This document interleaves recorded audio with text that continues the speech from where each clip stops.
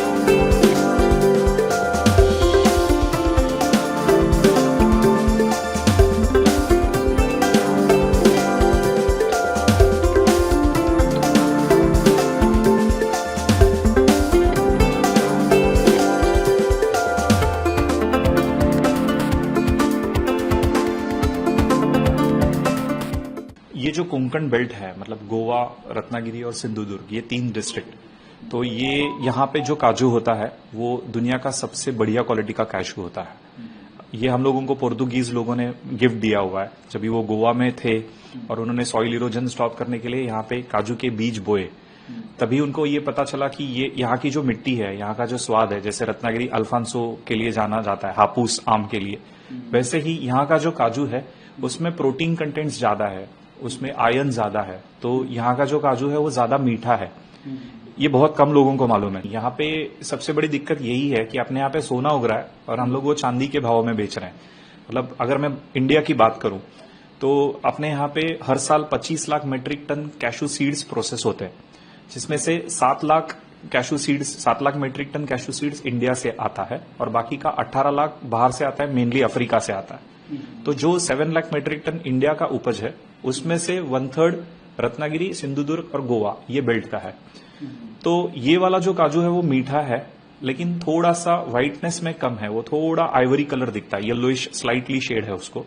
और जो इंपोर्टेड आता है वो ज्यादा सफेद आता है, और यही लोगों में जानकारी नहीं है कि वो ज्यादा सफेद है, लेकिन उसमें जो न्यूट्रिशन वैल्यू है वो अलग है, और लोकल का जो काजू है वो ज्यादा बेटर है। तो इसके चलते दोनों बिकता एक ही भाव में है, लेकिन यहाँ का काजू ज्यादा बेटर क्वालिटी का है कि ये लोगों को जानना बहुत ज्यादा जरूरी है। इसकी ब्रांडिंग भी करनी चाहिए थी आप लोगों को, जब आपको ये पता है कि यहाँ का काजू बेस्ट है, दुनिया का सबसे बढ़िया काजू यहाँ होता है, तो इसकी ब्रांडिंग लोगों तक पहुंचानी चाहिए थी। अभी उसका जीआई का जो प्रोसेस है वो ऑन है, जिसके बाद कोंकण के नाम से यहाँ का काजू बेचा जाएगा। जैसे अभी आपको अल्फांसो है तो मालूम है कि अल्फांसो का जीआई ले चुके हैं, तो रत्नागिरी हापूस बोला गया तो वो रत्नागिरी हापूस ही आएगा।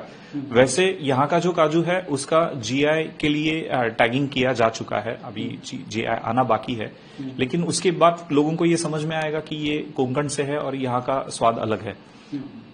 तो क्या चैलेंजेस हैं? जैसे आपका मैंने फूड पूरा ये कैशू प्रोसेसिंग प्लांट देखा, तो इसमें बहुत ज्यादा स्किल लेबर की भी जरूरत है और प्रोसेसिंग में भी काफी टाइम लगता है, तमाम तरह के उस पर फेजेस में होके जाता है। काजू इंडस्ट्री के लिए जो है क्या चैलेंजेस है? ये इंडस्ट्री बाकी इंडस्ट्री की तरह वॉल्यूम की हो चुकी है। अभी आपको अगर अच्छे से प्रोसेस करना है तो वॉल्यूम में करना पड़ेगा, ये सबसे बड़ी बात है।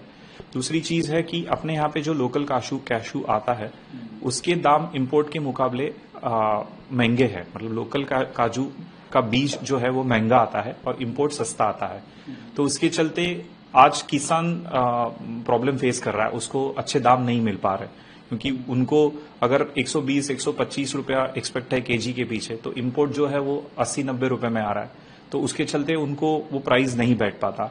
ये एक सबसे बड़ा किसानों के लिए चैलेंज है। एज अ प्रोसेसर हम लोगों को ये चैलेंज है कि इंडिया, मैं अगर ज्यादा दूर की बात नहीं करता हूं, 10 साल पीछे चले जाते हैं, तो India was the largest consumer of cashew, जो तो हमारी लोक संख्या ही इतनी ज्यादा है। उसके साथ हमारे और 2 रैंक थे, एक कि हम लोग दुनिया के सबसे बड़ा इम्पोर्टर थे और हम लोग दुनिया के सबसे बड़े एक्सपोर्टर भी थे। अभी क्या है कि हमारा जो इम्पोर्टर रैंक है वो अभी भी कायम है, कंज्यूमर रैंक अभी भी कायम है, लेकिन जो एक्सपोर्ट वाला रैंक था वो हम लोग एक छोटी कंट्री वियतनाम से हार चुके हैं। हम लोग अभी 2nd रैंक पे हैं, वियतनाम 1st रैंक पे है। और इंडिया जो एक्सपोर्ट कर पाता था वो अभी ऑलमोस्ट 0 पे आ चुका है पिछले साल में, क्योंकि वियतनाम से हम लोगों को बहुत तगड़ा कंपटीशन मिल रहा है। मतलब मैंने जैसे बताया कि सोना है, लेकिन हम लोग वो चांदी के दामों में दे रहे हैं और उनसे कॉस्ट कंपटीशन नहीं कर पा रहे हैं। तो उसके चलते काफी हद तक हम लोग डोमेस्टिक मार्केट पे निर्भर हो चुके हैं, जिसके चलते दाम नीचे आ रहे हैं। जितना डिमांड होना चाहिए उसके लिए उतना नहीं मिल पा रहा है।